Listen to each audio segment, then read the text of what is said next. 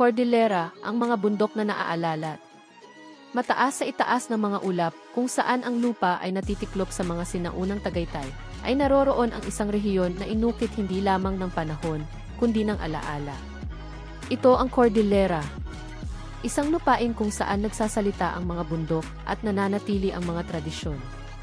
Opisyal na nabuo ang Cordillera Administrative Region, ODS, noong 1987, isang matapang na pagkilala para sa mga katutubo na matagal nang tinawag ang kabundukan na ito bilang tahanan. Ito ay higit pa sa isang hangganang politikal. Ito ay isang pangako na panatilihin ang pagkakakilanlan, autonomiya, at lupaing ninuno. Nabuo sa pamamagitan ng Executive Order No. 220 noong Hulyo 1987. Binubuo ng 6 na probinsya, Abra, Apayao, Benguet, Ifugao, Kalinga, at Mountain Province. Tahanan ng magkakaibang ethno-linguistic na grupo, ang mga Igorot, kabilang ang Ifugao, Kankanaey, Ibaloy, Bontoc, at Kalinga. Ang bawat bato dito ay nagsasabi ng isang kwento.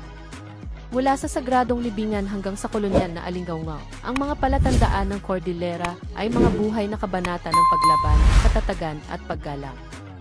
Banao at Batad Rice Terraces, 2,000 taong gulang na engineering marvels, UNESCO World Heritage Sites.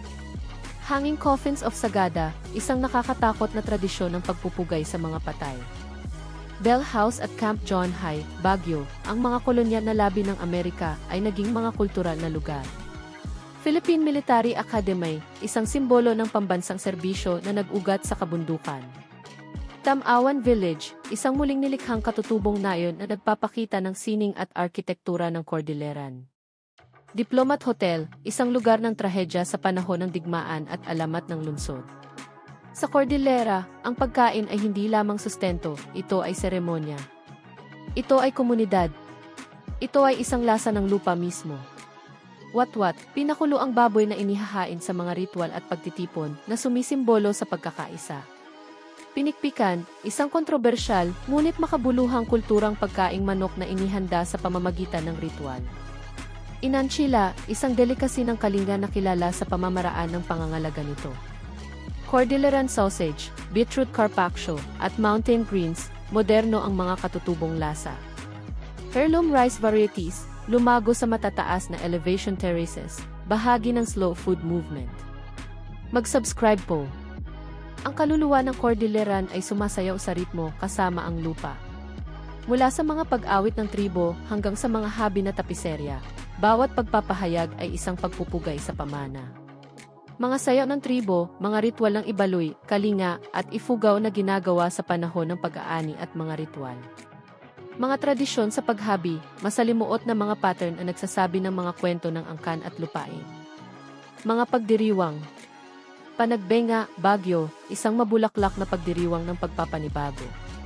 Ulalim Festival, Kalinga, isang showcase ng mga epic chants at warrior culture.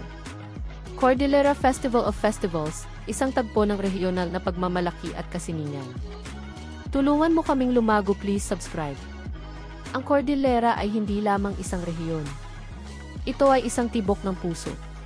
Isang alaala na nakaukit sa bato at lupa. At hanggat ang mga bundok na ito ay nakatayo, gayon din ang mga kwento ng mga taong tumatawag sa kanila. Mag-subscribe para sa higit pang cinematic na malalim na pagsisid sa nakatagong kababalaghan ng Pilipinas.